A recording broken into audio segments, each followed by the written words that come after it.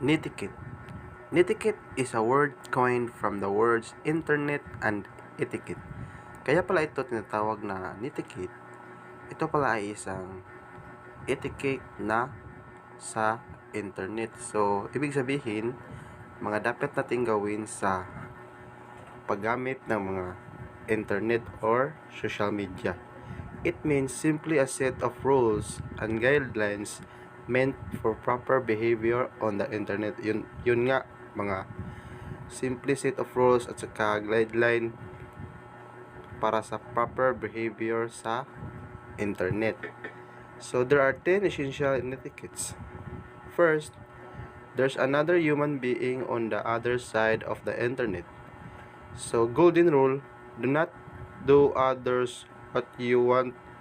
Do not do to others what you would not like to be done with you. So, therefore, ibig sabihin ng number 1, di lang ikaw ang mag-isa ang nasa internet. Meron ding other people dyan na maka-access or maka-watch sa ginagawa mo sa internet. Kaya we should be careful and think first before we click. So, second, review your message and correct mistake before you click send. Yun nga, we should think first before we click. So, third, be legal and ethical always on the internet.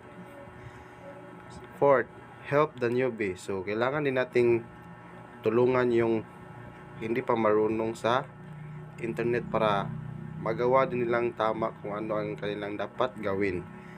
Also, number 5, we should share our knowledge. So, yan.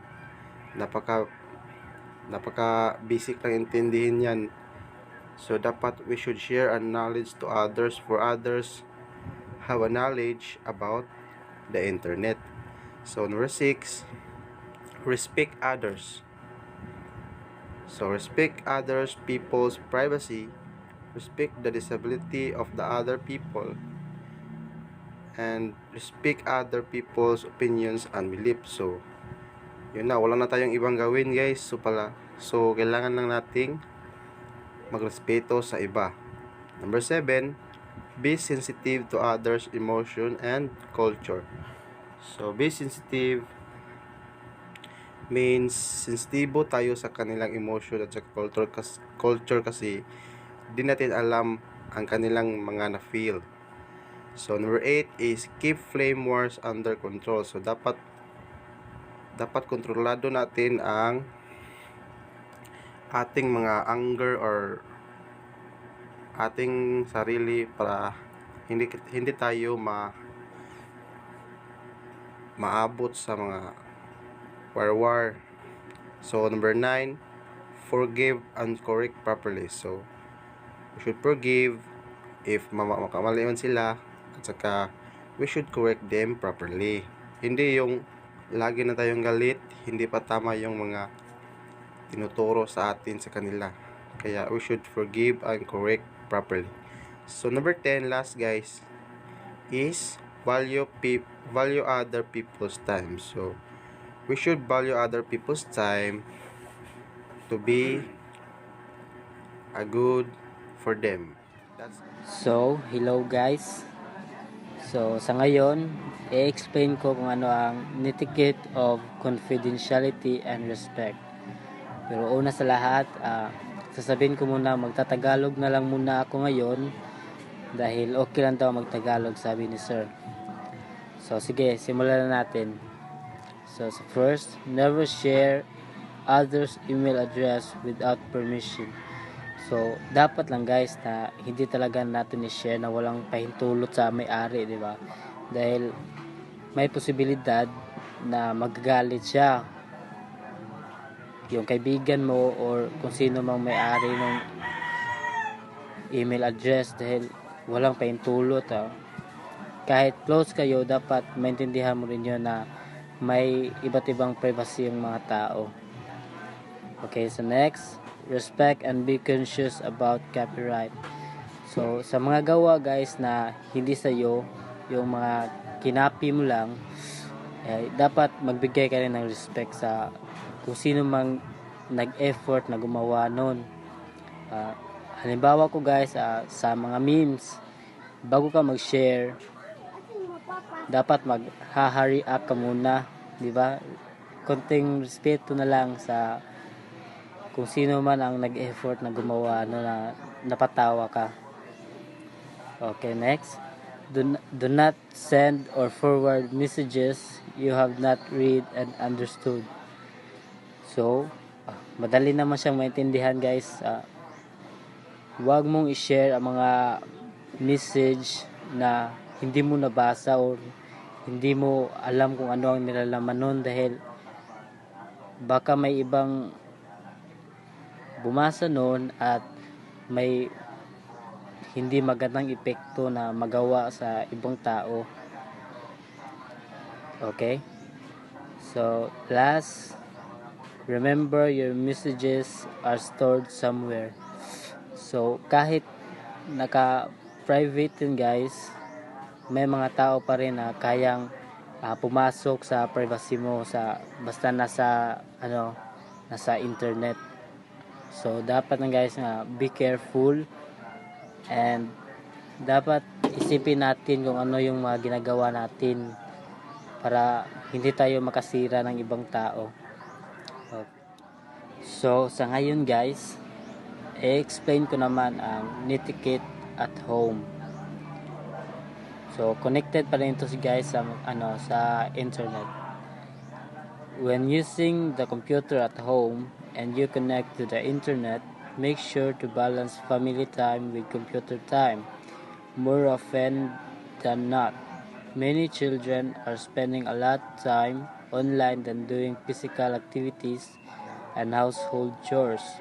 Away from the computer, downloading should be done when there are no other users of home internet, since this will slow down the connection, since the bandwidth, the available speed of your internet will be divided among the users, and downloading eat up a significant part of that. Schedule time for household chores, time with the family, sports, and other worthwhile tasks away from the computer. Try to achieve balance so that there will always be harmonious living with everyone at home. So guys, habang naglalaro ka habang naka-internet ka sa bahay nyo, dapat ay di puro computer na lang nasa harap nyo. Dapat sa sinabi pa dito, balance daw. So may oras sa internet, may oras sa gawaing bahay, may oras sa sports. Kaya guys, dapat marami kayo, dapat hindi lang computer ang ginagawa nyo, dahil marami ding mga negatibong epekto ang computer, tulad ng paglabo ng mata, ng paningin. So, and dapat guys, hindi din tayo maging makasarili. Dapat iniisip din natin yung mga kapatid natin, kung kung importante ba yung ginagawa nila, may dina-download sila, dahil nababawasan yung connection speed nila kapag madami ang nakakonect sa internet. So, sa ngayon guys, explain ko naman ang netiquette in school. Respect school rules on the use of the computer and the internet. Stay only on designated computer room and computer unit assignment. Always log out your email and other message programs, otherwise others may be able to send messages through your name. And if anyone else have left an email, chat, or any communication line open, be kind enough to exit it and never use the account to send any messages. So, sa school guys, may rules naman doon kapag nagamit ng computer. Dapat mga assignment mo, mga projects mo na related sa school, ang mga gagawin mo doon, at dapat disiplinado tayo guys na ma-log out natin yung email natin kapag naka login tayo, dahil baka gamitin ng iba at baka ma-post pa doon na Netiquette in sending messages and post. In sending messages or having conversation with someone on media, having a brief and concise way of conveying your messages is encouraged. Here are some of the famous and most used abbreviation in casual conversation and media of conveying your messages. BDW, or by the way. LOL means laughing out loud. BRB, or be right back. AFK stands for away from keyboard. MHO means in my humble opinion, or ROTFL means rolling on the floor laughing. And here are the things to remember when sending messages. Do not send messages in all capital letters. It will make you look like you are angry or in a higher tone of speaking. Also, focus on the subject or topic. It's better to stick in the subject or the topic you're having a conversation with. Be sensitive to the tone of your message. You should be mindful of your messages and not to act in a way that you are not meant to be. And also, these are the important things that you should remember in sending messages or post. Flaming should be avoided. Make your subject line reflect the whole message. Send attachments to the messages with care and sensitivity. Copy messages only to people who really need them. Indicate your email address in your messages. Avoid sending commercials to non-commercial groups. Check all communications and see if your reply is still current and relevant. Respond and acknowledge important messages.